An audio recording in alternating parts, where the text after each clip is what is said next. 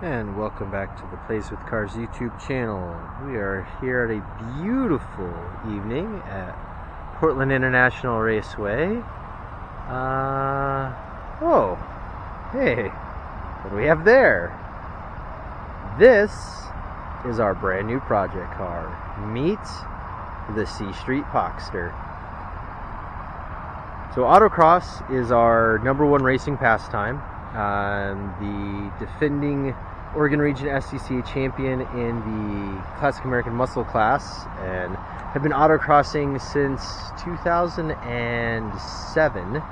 I have also the 2009 winner, I think it was, in STS2, back when that was a class, so the first Gen RX-7. A couple of Porsche Club championships in between there, with a 944 and then a 914.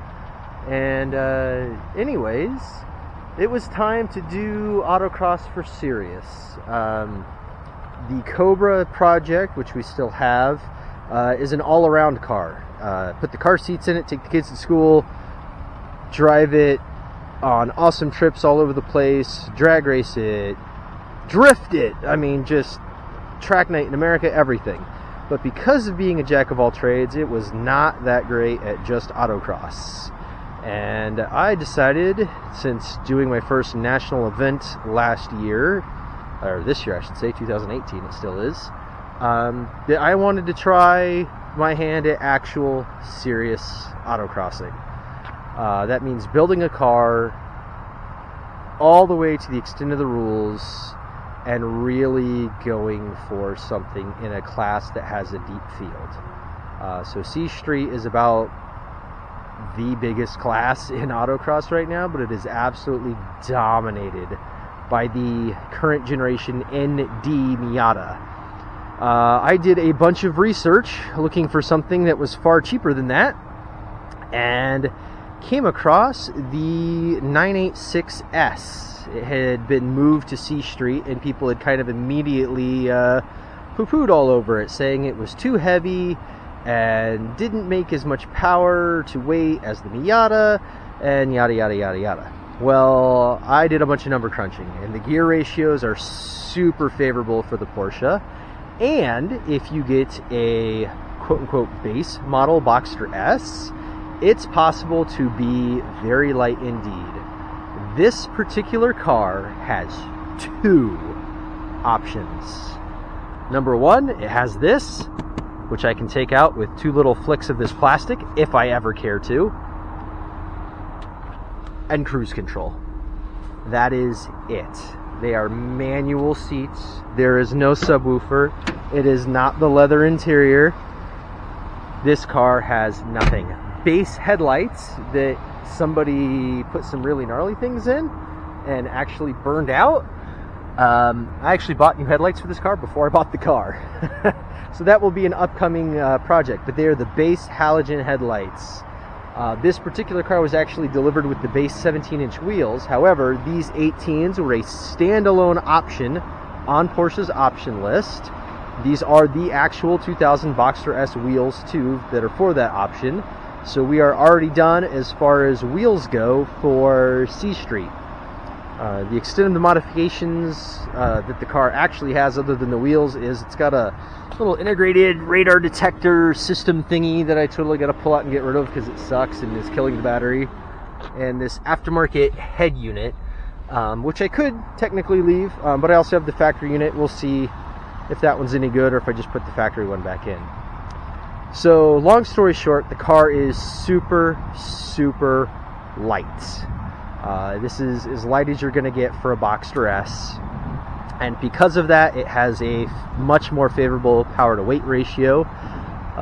Like I said, the gearing is fantastic. And the big trick are these wheels. The fronts are 9 inches wide, and the rears are 10 and a half, something like that. So it's a like a 235, 265 setup from the factory, but obviously you can go way wider than that. And in C Street, you can put on whatever size you want, as long as it fits on the stock wheels, plus or minus 1 inch of overall diameter, but you can't change the width and you can't change the offset. So these being the factory wheels, obviously we don't need to worry about any of that. We just need to put the widest best 200 tread wear tire we can on there. We can change the struts. This car has a 130 something thousand. What does it say? I don't even know. I just bought the car like 10 minutes ago. Literally, I did the transaction in this parking lot. Anyways, the car's got, oh, there it is, 138,688 miles is how much this car has done. Yeah. So, I picked up this Porsche for extremely cheap. Yes, like down payment on a new Miata cheap. And my goal here is to build a nationally competitive autocross car at a fraction of the price. And we're going to show you how to do that every step of the way.